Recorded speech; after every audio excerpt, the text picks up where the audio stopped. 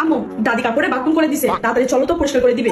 আমি পরিষ্কার করে দিতে পারবো না, ওই পুরো সারাটা দিন কাপড় নোংরা করবে আর আমাকে পরিষ্কার করে দিতে হবে। আম্মু, অসুস্থ মানুষ করে ফেলছে, কি করবা, পরিষ্কার করে দাও তো। সবসময় আমাকে করা লাগবে কেন? আর তার সাথে প্রাণ প্রিয় মেয়েরা কোথায়? তাদের তো মাসে একবারও চোখে দেখতে পাই না। যা তো, আসতেছি আমি। আম্মু, দাদি বলছে কই মাছের ঝোল খাবে আর দেশি মুরগির মাংস খাবে। অসুস্থ মানুষ খেতে চাইছে, রান্না করে দিও তো। হ্যাঁ, বুড়ি হয়ে বিছানায় পড়ে গেছে, এখনো মুখে স্বাদ কমেনি। আমি কোনো কিছু আলাদা ভাবে রান্না করতে পারবো না, আজকে যেটা রান্না হয়েছে ওইটা দিয়ে খাবে। আম্মু, তুমি সবসময় দাদির সাথে এমন ব্যবহার করো কেন? তোমার ছেলের বয়সে যদি তোমার সাথে এমন ব্যবহার করতো তাহলে তোমার কেমন লাগতো একবার ভেবে দেখছো? মনে রাখো, তুমি যেমন ব্যবহার করবা একদিন না একদিন তুমি সেই ব্যবহার ফেরত পাবা।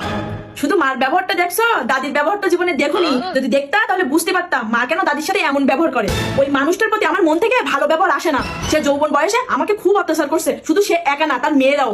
আগে এই সংসার তার মেয়েদের মাতব বাড়িতে চলতো, সবাই আমার সাথে কুত্তার মতন ব্যবহার করতো। তো দাদি সবসময় আমাকে বলতো বইয়ের হাতে সেবা যত্ন আমার দরকার হবে না, আমার তিনটা মেয়ে আছে, তারা আমাকে দেখবে। এখন কোথায় তার মেয়েরা? মাসে একবারও তার মুখটা দেখার সময় পায় না। আর তোর বাপ তার মা বোনের কথা শুনে আমাকে গালাগালি আর মারধর করতো। তোর নানা নানি আমাকে কতবার বলছে সংসার ছেড়ে চলে আয়, কিন্তু তোদের মুখের দিকে তাকিয়ে এই সংসার আমি কষ্ট করে করছি। তার সাথে খারাপ ব্যবহার করলেও তার সব কাজ আমিই করে দেই, তার বাথরুমের কাপড়গুলো দিন শেষে আমিই ধুয়ে দেই।